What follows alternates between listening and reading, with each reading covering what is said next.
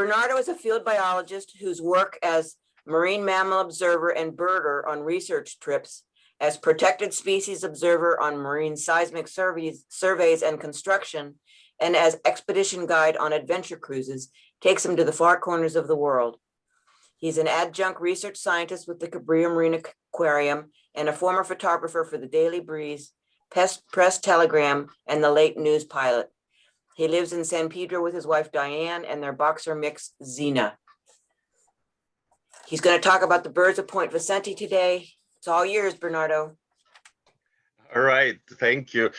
Thank you, Anne, for inviting me, and thank you all for being here. I'm very happy every time that I can talk, especially about birds. And the turns out I spent most of the time preparing for this talk, like trimming it down, because you can't fit everything that can be said into 1 hour. We should kind of meet once a week for a couple of years to cover this all. So I'm going to kind of just skim over a bunch of stuff, but let's get started here. And I am wearing my, I don't know if you can see it, that's my Whale of a Day t-shirt today. And let me get, all right, so Anne has already introduced me. I'm just showing a quick few pictures of a few of these things that I get to do,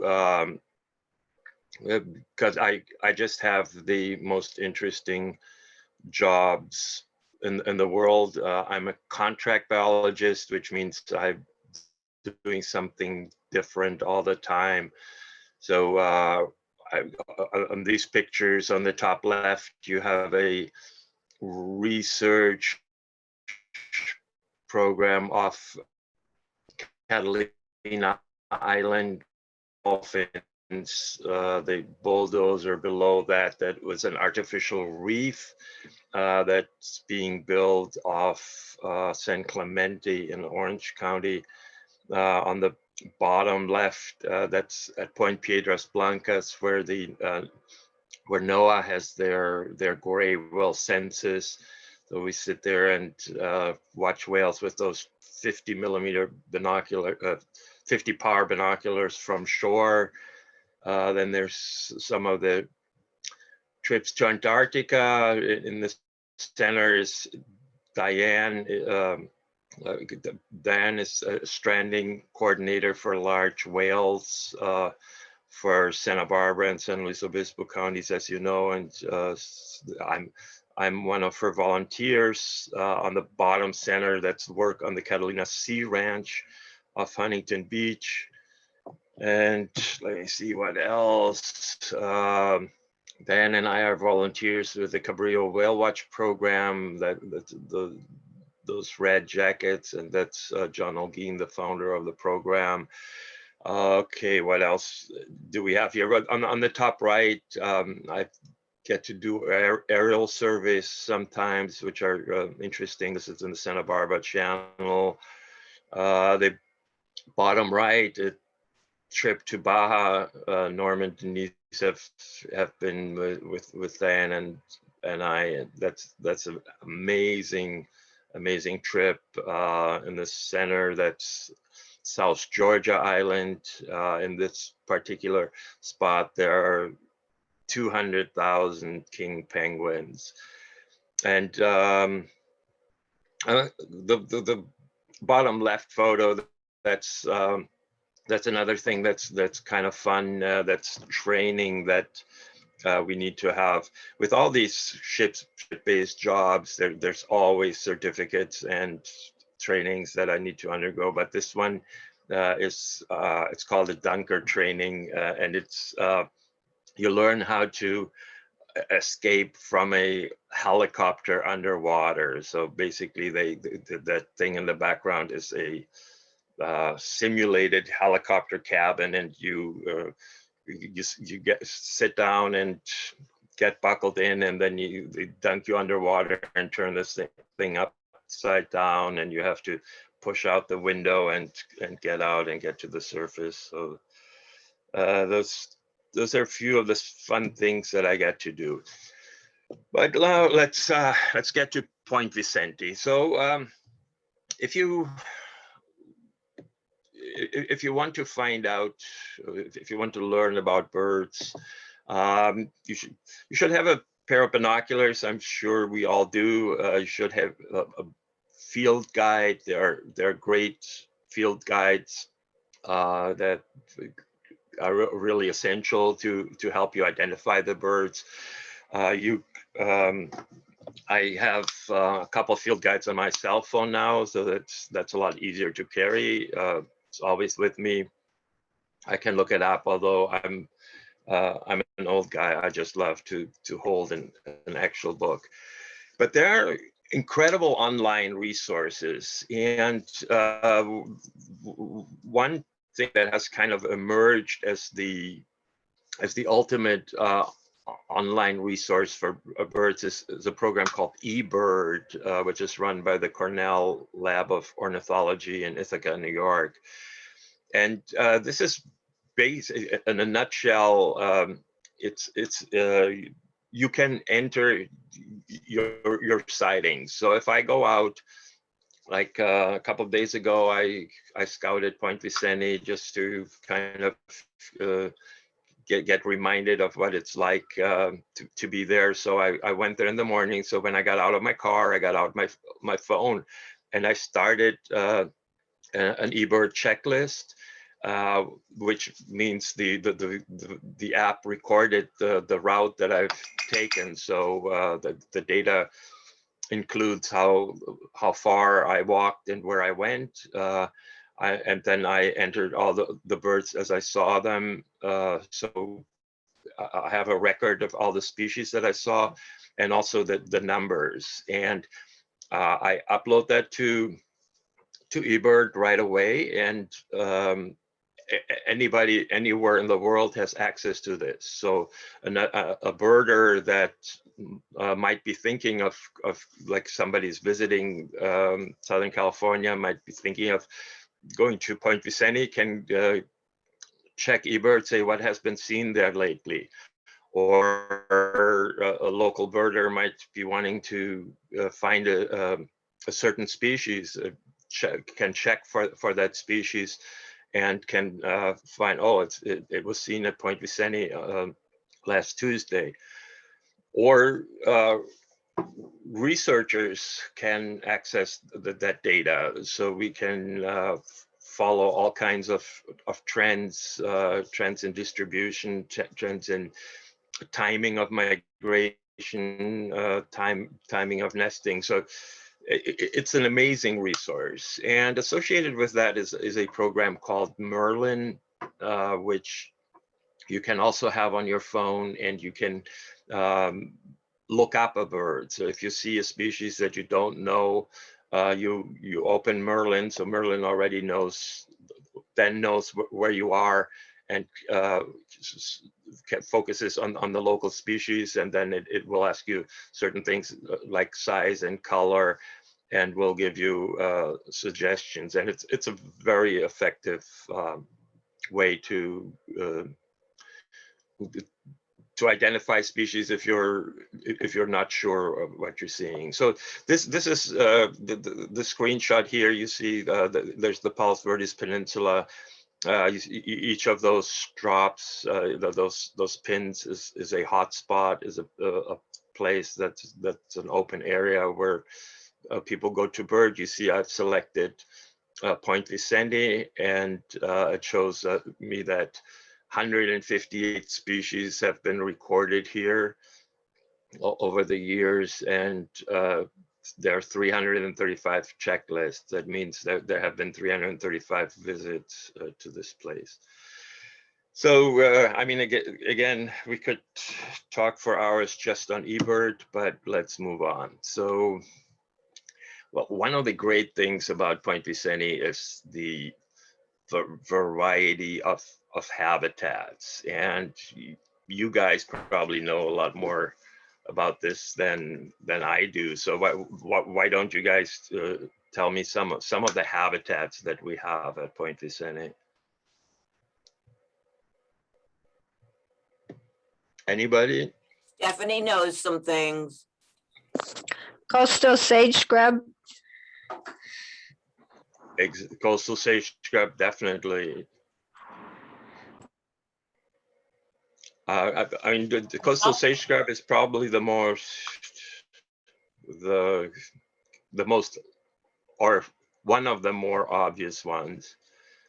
Anybody else have any habitat? Bluffs. Yes, we have the bluffs, which are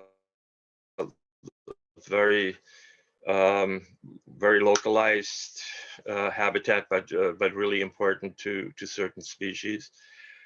We also have human modified habitat. We have gardens. There's definitely riparian habitat nearby on the peninsula. I don't know if at Point Vicente exactly we have riparian habitat, but we definitely have it in the nearby canyons. Now we have a rocky shoreline, and we have the open ocean, which is certainly a habitat, and it also, birds can fly, so they're really not tied to a specific location. We can really get birds visiting from all over, but the ocean is even more a connection to the rest of the world. We do see species here, and we're going to mention it later in the presentation. We have birds here that nest in Alaska. We have birds here that nest in Hawaii, birds that nest in Japan, birds that nest in New Zealand, birds that nest in Chile. So the ocean is even more a highway that connects Point Vicente to points all over the world, and it is along the shore where many birds migrate, either to get here or to get somewhere else, just passing through. And that's that really brings us to categorizing birds. There are almost 11,000 species of birds in the world, and they have occupied every niche on the planet. There are birds that live in the middle of the Sahara Desert. There are birds that live high up in the Himalayas. There are birds that live out to sea. They're really birds that live everywhere, but birds have very different lifestyles. So at Point Vicente, we have birds that live there not only year round, but their entire lives, that really never move very far from where they're born. A California gnatcatcher that's born next door there in the reserve might spend its entire life in that 1 mile of coastline and never go anywhere. And we have birds that spend the winter here, that breed elsewhere and then come down for the winter. There are quite a few species that do that. Many species like to nest in high latitudes where the seasons are very intense, where there are a lot of resources, where they can really care for the young quite well. But the winter gets too inhospitable, so they'll come down. And we also have a lot of birds that are migrating through, birds that nest to the north of us and winter to the south of us, and are just coming through. So I'm for this next portion, I'm going to focus on the species that are going to be in your exhibit, which I'm very much looking forward to visiting. So the first species is peregrine falcon. They kind of need no introduction. Peregrines are the superstars of the bird world and also the superstars of Point Vicente. You guys, I'm sure, have seen your resident pair quite a bit and follow them. It's always fun to see, like, oh, how many chicks do they have this year, and watch the chicks come to the edge of the nest and then take their first flights and things like that. These two birds are friends of theirs. This is the pair that nests at Point Furman, just down the road. And what's really interesting about these two is they are they're banded, as you can see, so we can tell who they are, and they're actually siblings from a same nest. So they not only have the same parents, but they were born at the same time, and they decided to pair up. They were born in northern San Diego County and have moved up the coast. So peregrines are amazing birds in many ways, but they have a really checkered conservation story. Working here on the Palos Verdes Peninsula, we are keenly aware of DDT and the effects DDT has had on the environment. And peregrine falcons were really one species that was severely affected. Egg thinning has really brought peregrines to the brink of extinction.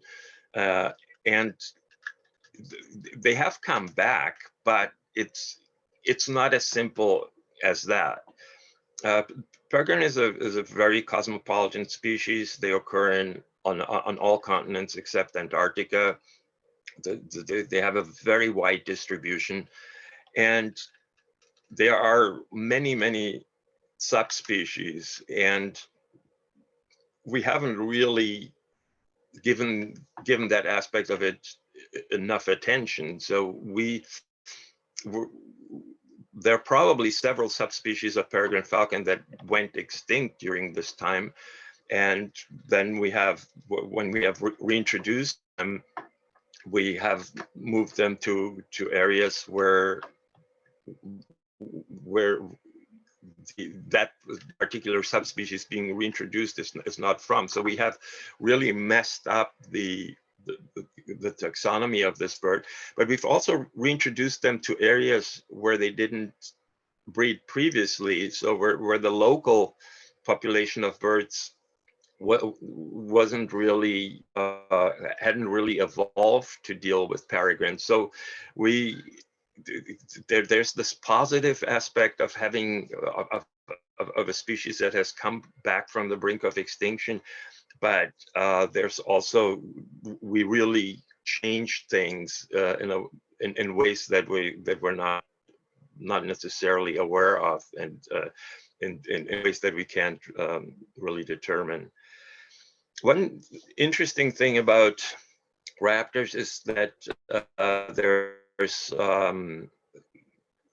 dimorphism in, there's a difference in size. The females are always larger than the males. So if you look at your two peregrines, their plumage looks pretty much the same, but you can tell them apart by the size, especially if they're near each other. But you also kind of get used to recognizing the size, so you know which one is the male and which one is the female. And one of the effects of that's probably not the cause that made them evolve this way, but one of the effects that they're able to focus on different prey species. So they focus on different size of prey birds. So that way they don't compete with each other when they're foraging, and they're able to exploit a much larger prey base. Well, the next species is one of my very favorite birds, although I shouldn't say that. All birds are my favorite, but this absolutely gorgeous brown pelican, again, a species that has been severely affected by DDT in the environment, especially here on the West Coast. The population has the California subspecies has come very close to extinction. It has rebounded, but the pelicans are having a lot of trouble with the warmer waters. There are fewer forage fish available in the last few years, and there's a lot of concern about pelicans. There have been years recently when they have again had total nesting failures. So this is an adult and breeding plumage. Many birds have called that sexual dimorphism. The males look different from the females. Right here on the peninsula, if you look at the introduced peafowl, that's an extreme example of sexual dimorphism, where the male looks completely different from the female. The male has that amazing tail and much more vivid colors. Not all species are sexually dimorphic. Most seabirds are not, and in brown pelicans you cannot tell a male from the female, but they do have different plumages depending on the time of year. They have what's called the basic plumage or the winter plumage, and then the alternate plumage or the breeding plumage. And this is definitely a brown pelican in breeding plumage or alternate plumage. So this is a young bird. This is actually young of the year. And this bird is brown. So that it's kind of interesting that the species was named after this, because I don't think I see any brown on this. There's a little bit of the tuft there on the back of the head, but it's the young birds that are brown. So this is an adult in winter plumage. You see the white on the back of the head that turns dark when it changes into breeding plumage. But also one thing that's incredibly interesting is that the pelicans change their eye color. So they're in winter, their eye is brown, and then when they get ready to breed in spring, their eye turns bright blue. Of course, they have this pouch. Unfortunately, they don't do very well with human interference with a habitat that's altered by humans. Here, these guys are going for fish scraps at a fish market, which does not work very well for them. Their bodies are designed to swallow whole fish, which are smooth and slippery, and not cut up pieces of fish which have bones and spines sticking out. So they often injure themselves and even die by eating these discards. They also oil their feathers, which compromise the waterproofing. So we need to work hard at protecting the pelicans from contact with humans. In this case, it would have been a great idea to just keep these dumpster lids closed. Here you have a close-up of the pelican with the gorgeous blue eye, which actually will probably still get a little bit bluer. And here you get a quick look. So these this is actually a mid-air collision. These two pelicans were flying close to each other, and the young bird on the left wasn't paying attention and kind of bumped the other bird, and they kind of tumbled a little bit. And that's what makes me like pelicans so much. They can be so graceful and so goofy practically at the same time. But you see their feet, how when we think of webbed feet in birds, a duck, a goose, a gull, you have 3 toes connected by 2 flaps of skin. But pelicans and the birds that are related to them, like cormorants, they actually have 4 toes connected by 3 flaps of skin, which kind of makes a bigger swim fin there for them. And that brings us to the next actually group of 3 birds. We're looking at the cormorants. There are 3 cormorants that occur in our area, and all 3 are in your exhibit. Cormorants as a group, so pelicans are widely distributed worldwide, but there are a handful of species, I think about 7 or 8. And our brown pelican and the Peruvian pelican are the only plunge divers, the only ones that dive into the water from the air to catch their fish among the pelicans. Now, cormorants are a much larger group. They're sometimes called shags. So the cormorant and shag, the terms are somewhat interchangeable. It's kind of depends who named them, if it was somebody with a English background or an American background. But there are several dozen species worldwide, and they have one thing in common.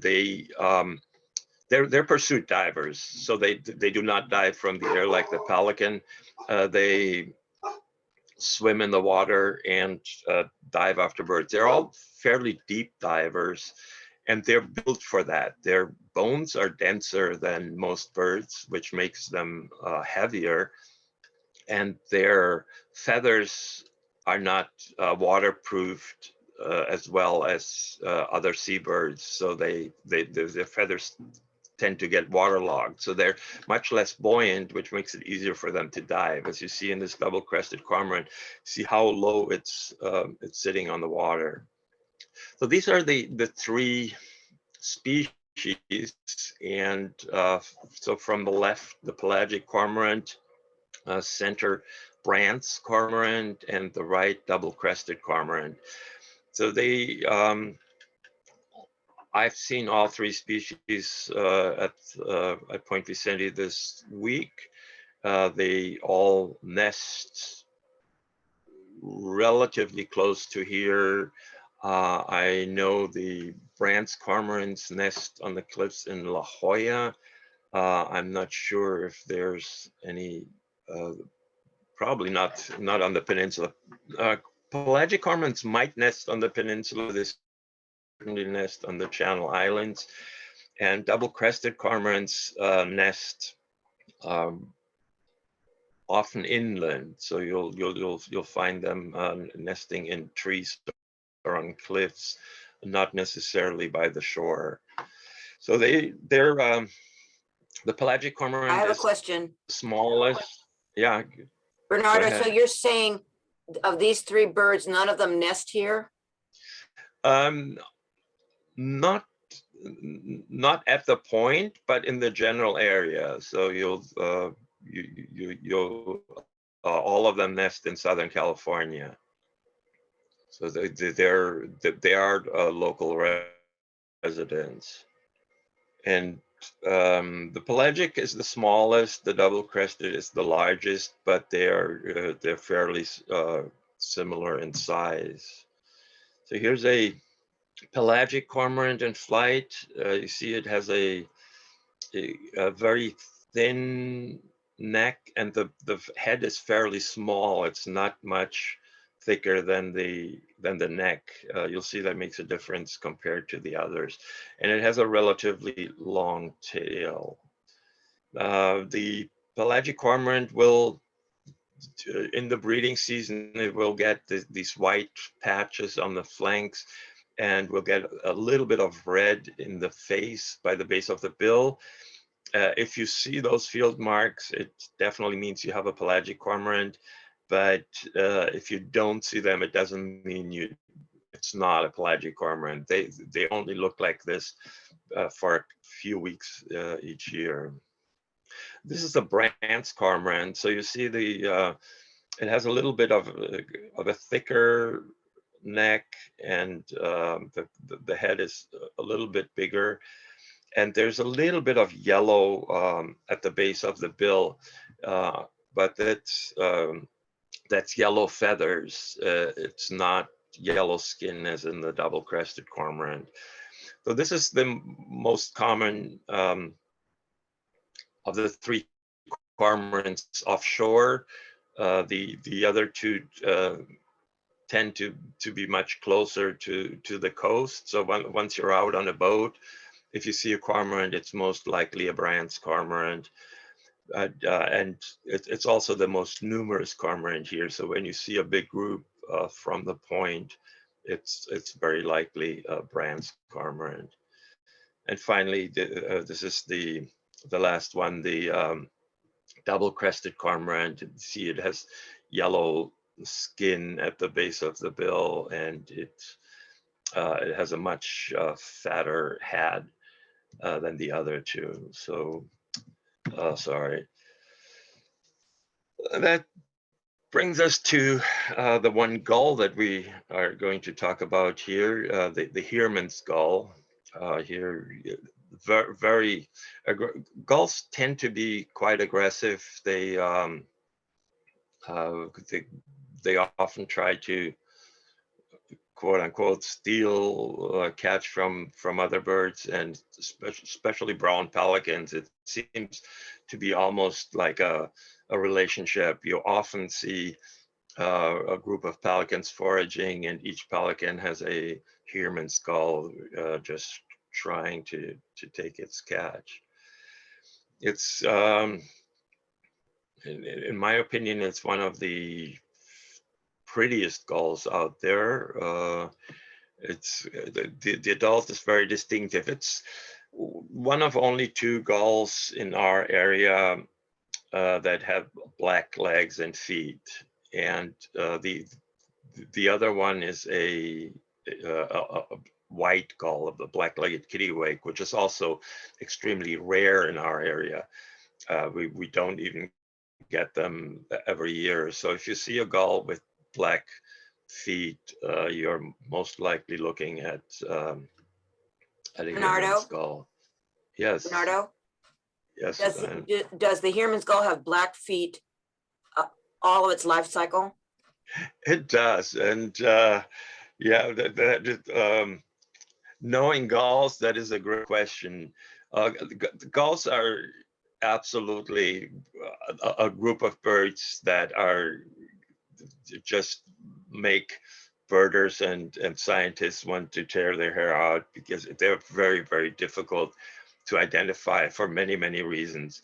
And one of the reasons is that many species actually have different leg colors and different life stages, but not the Heermann's gull. They're fairly straightforward to identify. So this is a young bird. This is a bird in its first year. You see, it already has the black legs, and it already has a little bit of pink at the base of the bill. So a red/pink and black bill, and The black legs and feet always makes a Heermann skull. This is a, Bernardo, yeah, on that young Heermann's gull, those feet didn't look as black as the other ones' feet looked. that's just a product of the light. They're a little bit shiny, so the light is reflecting off them and making them look paler, but they're definitely black. This is an even younger Heermann skull. This is a bird that's only a few weeks old, and you see it has this interesting scalloping pattern, which it will lose in another month or so. And that's another interesting thing about how birds change their appearance. For one, they will molt their feathers. So when they change from winter plumage to summer plumage, they will molt at least part of their feathers, which means they just lose the feathers and grow in new ones that are often a different color.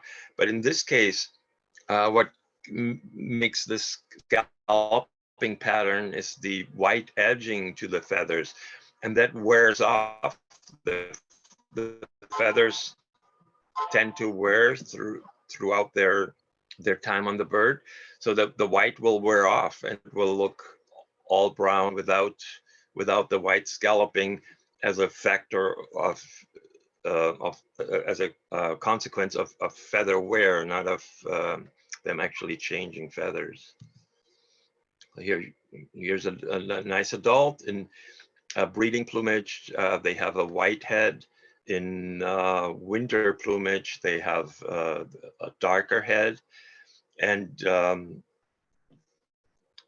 the bird seasons are not necessarily the same as ours. They don't go by a calendar. They go by the availability of resources, and these guys actually nest quite early, so that by now they're all gone. We're not seeing any more Heermann skulls here. They probably already have chicks in the nests. Practically the entire world's population nests on one island in the Gulf of California called Isla Raza, and about 8 pairs nest on a floating barge in Monterey, and actually seaside next to Monterey. So that's kind of an odd thing, that this small group of birds has decided to nest at a completely different place. So this one is molting. It's kind of starting, the head is starting to turn white. And one interesting thing about Heermann skulls, there's a condition in birds, also in mammals, called leucism, which is kind of inaccurately defined as partial albinism, but where sometimes some feathers just don't have enough melanin and don't turn the right color. In this case, they're totally white, but it can be just a paler brown. And definitely some species are more susceptible to it than others. And Heermann skulls are one of the species that quite often have like white patches in the wings like this. So that they're often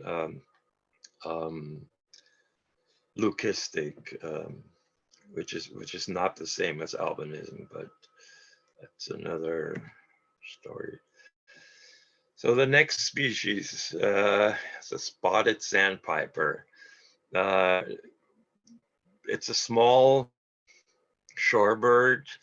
Sandpipers tend to to occur in medium to large flocks, not spotted sandpipers. Spotted sandpipers are solitary. We always see them foraging by themselves. They prefer rocky shores to sandy beaches. And if you're thinking spotted sandpiper, here's a picture of the breeding plumage. So in winter, they lose their spots. And around now, April, May, they molt and they get their spots back. They don't nest here, they nest north of here. So when we see them, it's just wintering or migrating birds. So usually when we see them, they are they're this they have the white breast and belly. Oh, and now we get to talk about a really interesting type of birds. This is a black skimmer. It is loosely related to terns. There are 3 species of skimmer in the world. Here in North America, we have the black skimmer. There's an African skimmer and an Indian skimmer, which both are very similar. And they're the only birds, collectively, the skimmers, that have a lower mandible longer than the upper mandible. And so the lower mandible is quite thin. And how do they use it? They actually skim, as their name implies. They fly along the surface of the water with their lower mandible sticking in the water, and they feel for fish. So they will, if they hit a fish, they'll snap their bill shut and they'll catch their fish. It's a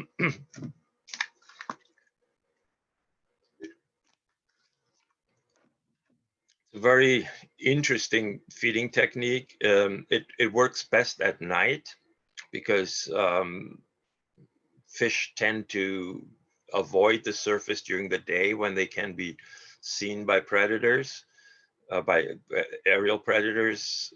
Many bird species dive from the air after fish, so the fish try to avoid this, and the skimmer gets around by having figured out this technique of foraging in the dark. They nest locally at Bolsa Chica, and so when they're on nest, they have to find an area where the water is calm enough and where there are fish at the surface. So they sometimes travel good distances. We see them go by the point at Point Vicente, usually in the morning when they're returning from feeding, and like when their food is available in the Santa Monica Bay, they will feed there throughout the night, and then in the morning head back to Bolsa Chica, and we see them fly by here during the migration. So there you get another angle of it. So they have very broad wings, very good aerodynamic support, and they just fly along the surface of the water quite fast, as you can see by the little wake here. And that's our black skimmer. Okay, now we're going to the passerines. This is the white-crowned sparrow. We're familiar with these guys. They there are no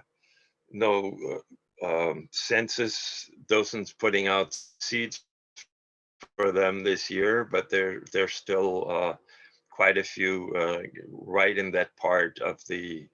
Actually, I don't know if somebody does put out seeds, because they were actually also on that little retaining wall there today. So, but they These guys are winter visitors, so we will see them throughout the winter in good numbers. When I was there a couple days ago, I saw over 100.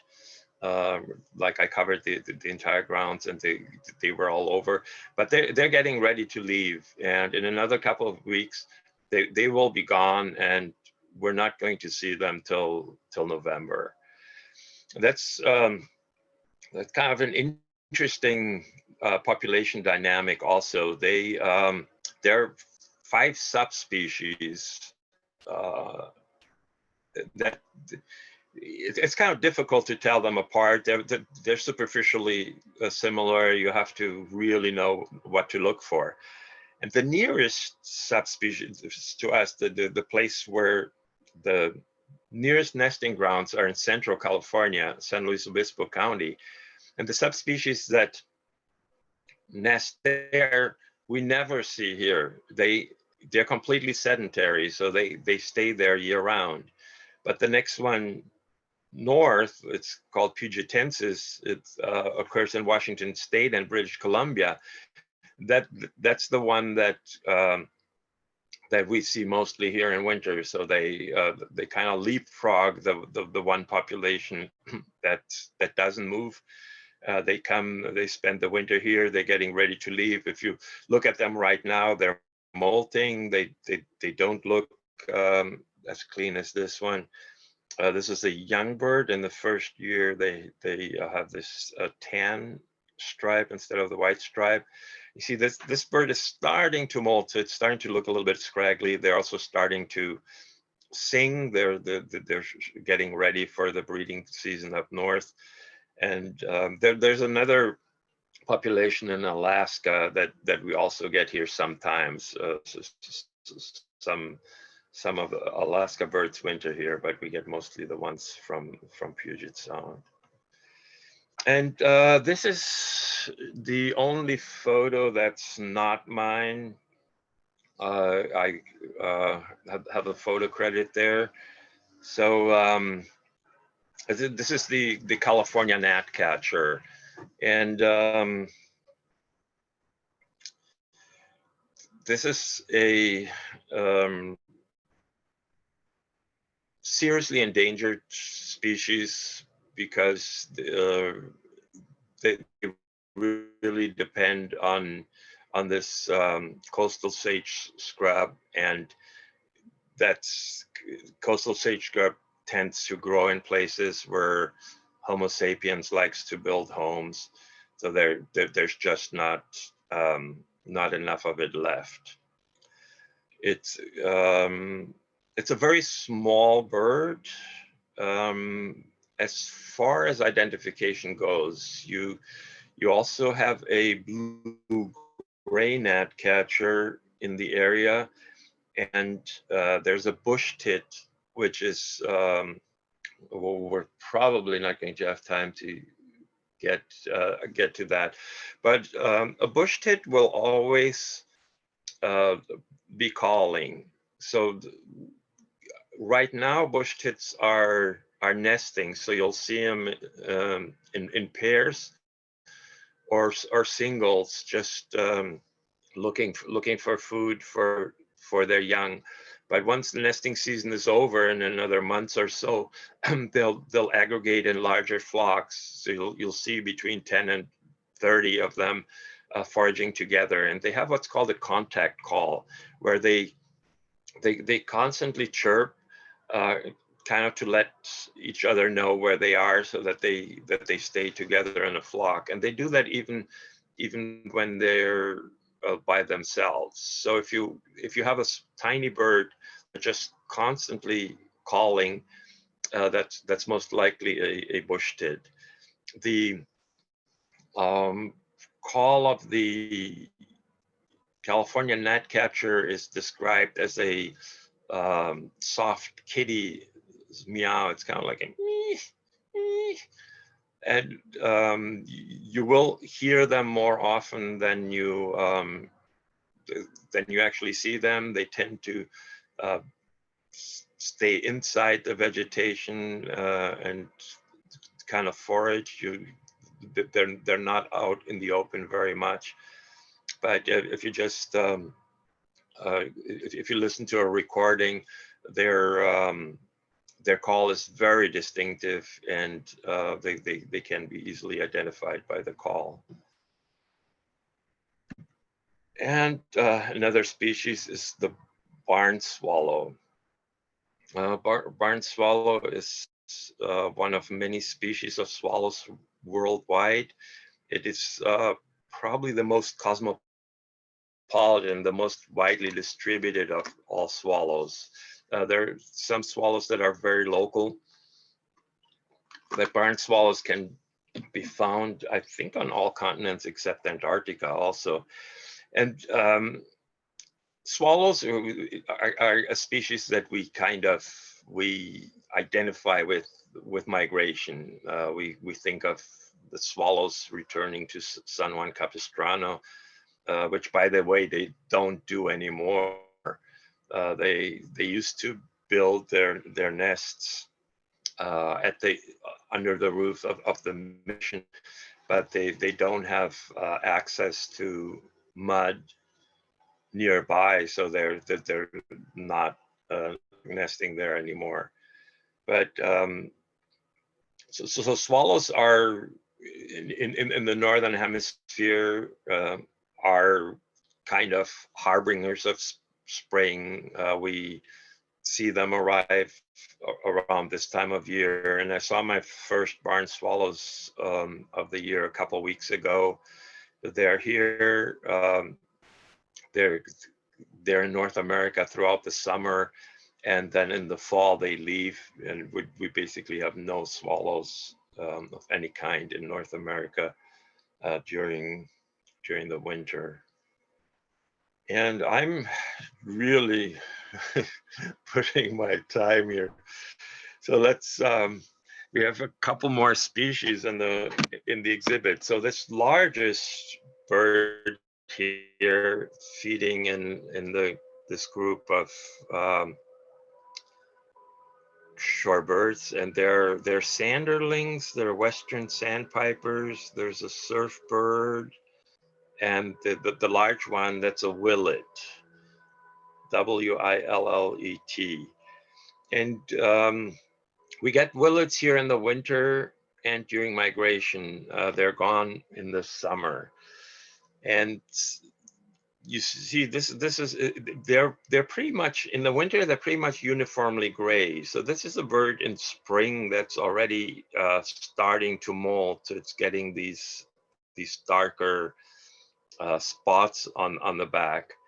And interestingly, I don't have a bird in full winter plumage, but you see this bird. This is a fall bird, so it's starting to melt, to molt out of the winter plumage. And I want you to look at the shape of the bill. So it's a fairly straight and fairly thick, medium to long bill. So here this is actually a full winter bird. They have these really flashy, this really flashy pattern in the wings. So once they fly, they become a striking black and white bird. But when they're sitting, they're kind of a drab gray bird. And they can be seen as much on a rocky shore as on a sandy beach.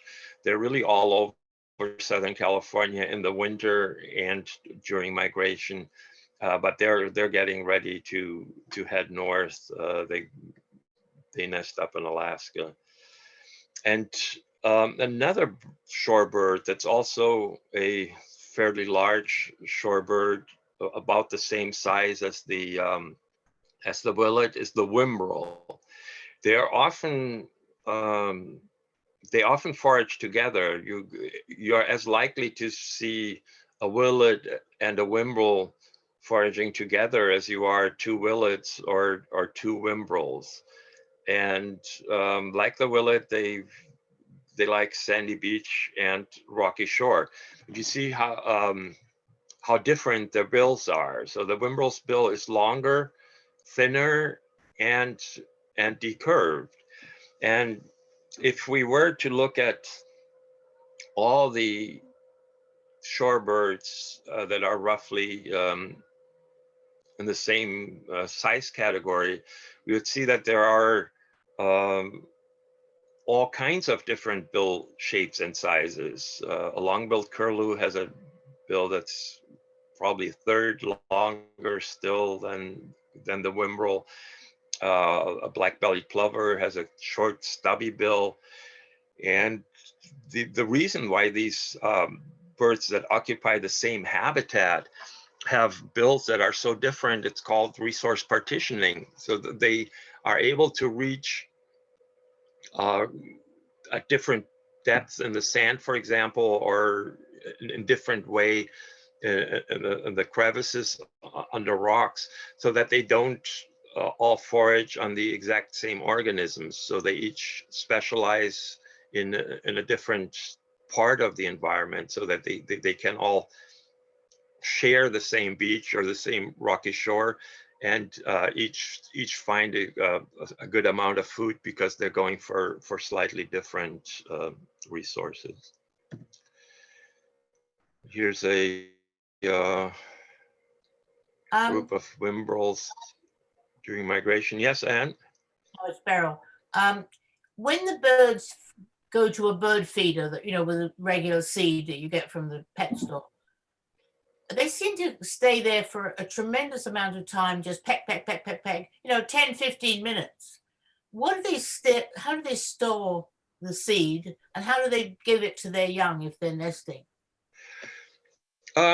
Most birds, with the exception of some Probably I mean, a fish eater might carry an entire fish to the nest and feed it to the young, but most birds will swallow the food and then regurgitate it to the young. Seed eaters, like the ones that come to your feeder, absolutely, they will. So they sit there and they actually shell the seed, whatever you have. They'll kind of pinch it with their bill till the shell falls off, and they eat the inside, and they will basically fill their crop and then fly back to the nest, and they will regurgitate the food to their young. So they don't carry the actual seeds back.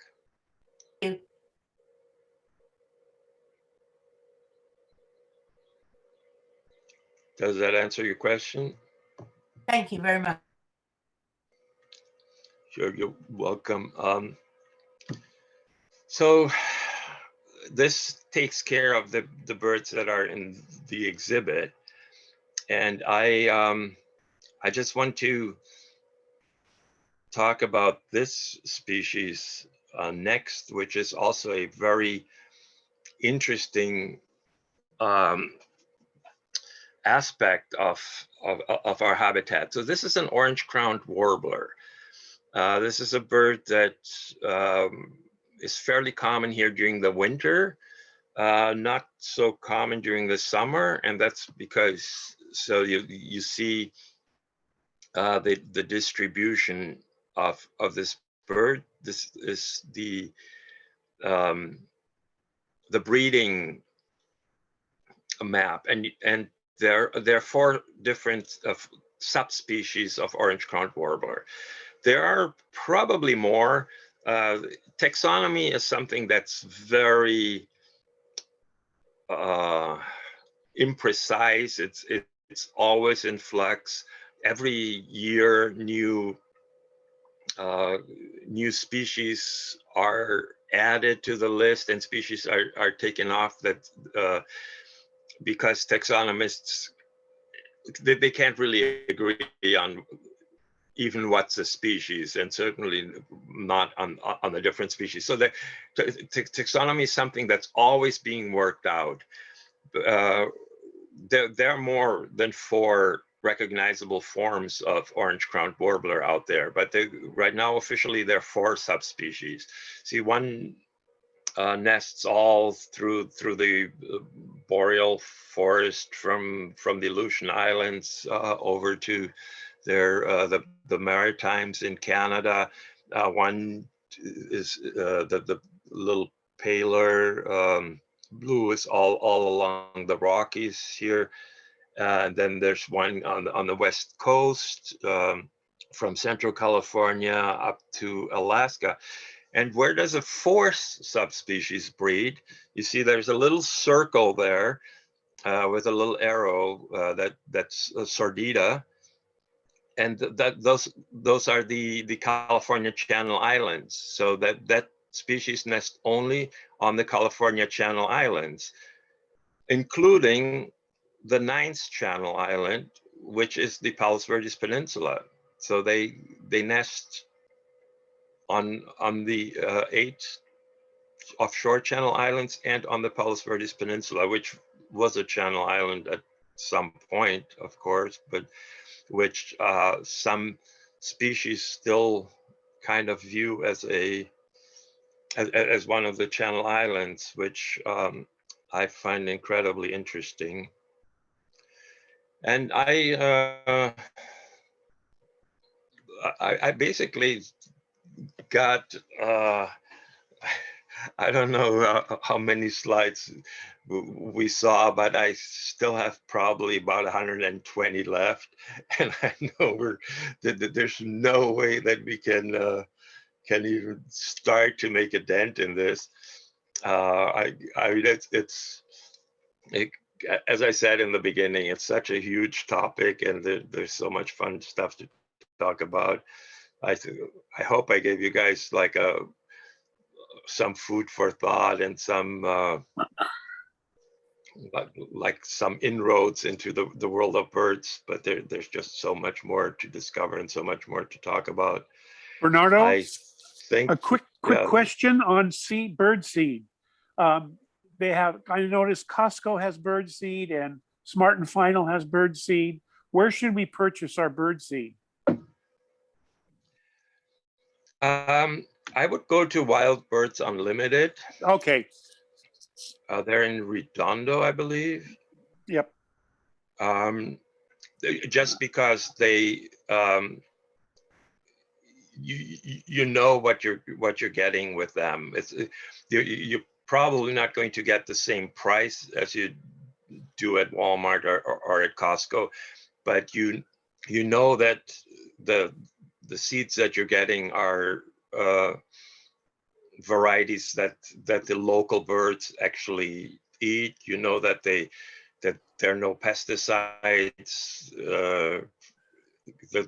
These aren't seeds that are bulk shipped from China or something like that.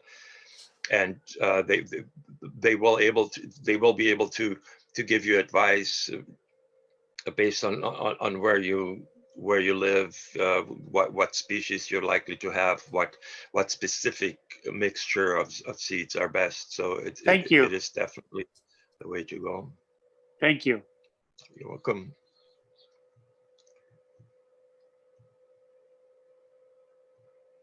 So I'm going to, so we're on slide 49, and I have 164. Yeah, so this is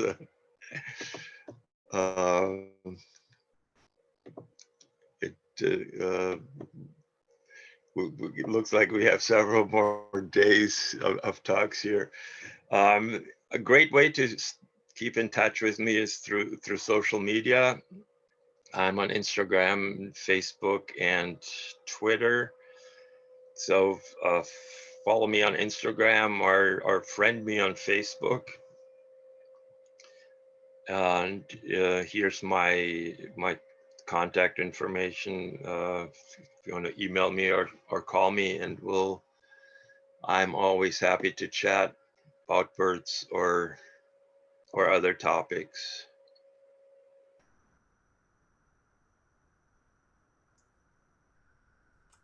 I think you were Yeah. wonderful, Bernardo. I hope we can get to see more of you more frequently for us. Even if we do a Zoom off one of your boats, one of your cruise lines. But I hope to continue this communication with you and your wife. Thank you very much.